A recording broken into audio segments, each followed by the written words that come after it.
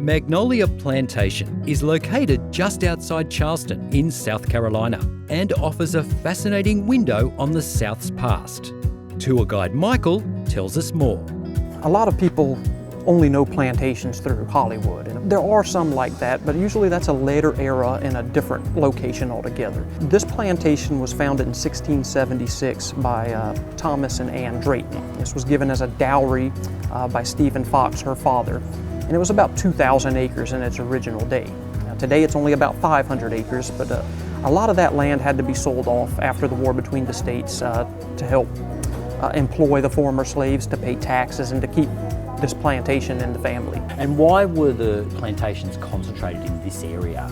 Well, it would be concentrated in areas that were more fitting for the crop that they wanted to grow in that area. In this area it would have been rice, and it's consolidated mostly along the Ashley and the Cooper River systems because we had to flood the rice fields, and those river systems and the freshwater swamps around you afforded you the luxury of having a large supply of water at your disposal. Cotton would have been about fourth in line of commodities grown in South Carolina.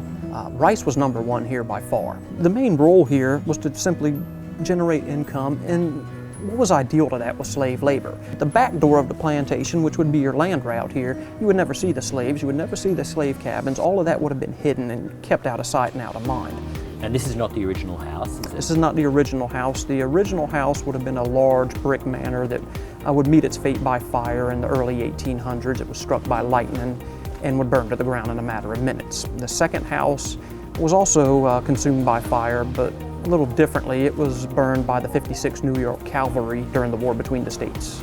This house, there's been a lot of stories on this house throughout the years, and what I've told people for 12 years is what the former owner, John Drayton Hasty, had passed on to my company, and is that this house was floated down the river on barges. This was a hunting lodge that was situated another few miles up the Ashley River, and after the war they did not have the money to rebuild the property in its former grandeur, so they disassembled it, floated it down the river on barges, and reassembled it on top of the burned out structure of the second home. When you come with us, we do a walk through the gardens, about a 45-minute walk. Well, the gardens are a romantic garden, which is very different than what most people are accustomed to with English formal style gardening.